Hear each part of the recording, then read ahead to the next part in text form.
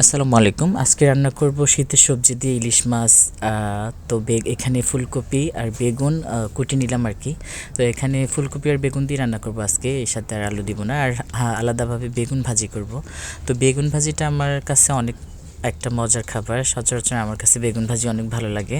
তো আজকেও আমার ফেভারিট বেগুন ভাজি করে নিব। তো আমি এখানে বেগুনগুলো গোল গোল করে কেটে তারপরে একটু মরিচের গুঁড়ো, হলুদের গুঁড়ো, লবণ মিক্স করে তারপরে মাখিয়ে তারপরে ভাজি তাওয়াতে দিয়ে দিলাম গরম তেলের ভিতরে। তো এগুলো এখন সুন্দরভাবে হবে আস্তে আস্তে। আর বেগুন ভাজিতে বেশি একটা তাড়াহুড়া করে জাল দেওয়া যাবে না, মিডিয়াম জালে এগুলো ভাজি করতে হবে আর কি। তাড়াহুড়ো করে জাল দিলে এগুলো ভিতরে হবে না, কিন্তু উপরে পুড়ে যাবে। তো এটার মজা থাকে না অবশ্য। আর এইভাবে আস্তে আস্তে যদি ভাজা হয় তাহলে ভিতরে সফট হয়ে যায় আর তেল টেনে ভিতরটা অনেক একেবারে জুইসি হয়ে যায়, তারপরে মজা লাগে অবশ্য ভাত খাওয়ার সময়। তো এগুলো ভাজি করে ভর্তাও বানানো যায়, আবার বেগুন পুরেও ভর্তা বানায়, এক একজন এক এক রকমভাবে। তো আমি বেশিরভাগ ভাজি করেই খাই এরকম। আর ভাজি ভর্তা বানাইলেও এরকম একটু হালকা ভাজি করে তারপরে বানাই আর কি। তো আমার বেগুন ভাজি হয়ে গেছে, এখন উঠিয়ে নিব আর কি।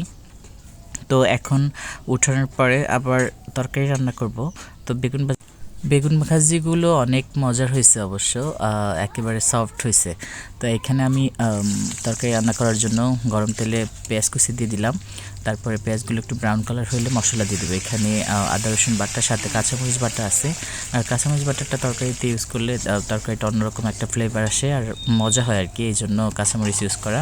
তো এখানে আমি বেগুন ফুলকপিগুলো দিয়ে দিলাম আগে, হলুদ মরিচ না দিই, মশলা না দিই, কারণ এইগুলো বেগুনগুলো হালকা অন্যভাবে ভাজতে হইতো, কিন্তু আমি ওরকমভাবে ভাজি না, এই জন্য মশলার ভিতরে দিয়ে একটু ভেজে নিব।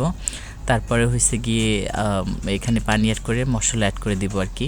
তো এখানে আমি পানি দেওয়ার পরে হলুদ মরিচ লবণ তারপরে সব কিছু দিয়ে দিলাম একে একে, দিয়ে তারপরে নাড়াচাড়া দিয়ে তারপরে এটাকে বয়ল করতে হবে, কারণ ইলিশ মাছ আগে ভেজে রাখছি আর কি, এই জন্য। এখন ইলিশ মাছ ভাজাগুলো দিয়ে দিব। ইলিশ মাছের ডিম হয়েছে অবশ্য। আর এখন সব ইলিশ মাছগুলো দিয়ে দিলাম তরকারির উপরে। এখন শুধু একটু নাড়াচাড়া দিয়ে একটু বয়ল করলেই তরকারি হয়ে যাবে। তো এখন ইলিশ মাছ দিয়ে তারপরে মাছগুলো একটু ডুবিয়ে দিতে হবে, কারণ মাছগুলোতে ঝোল খাবে, এই জন্য। তো আমি একটু নেড়ে ছেড়ে দিলাম, এখন প্রায় হয়ে যাবে। তো একটু ঢেকে দিলাম বয়ল হওয়ার জন্য। তো উঠিয়ে দেখলাম যে মোটামুটি মশলা হয়ে গেছে। এখন ধনিয়া পাতা দিয়ে দিছি লাস্ট মুহূর্তে।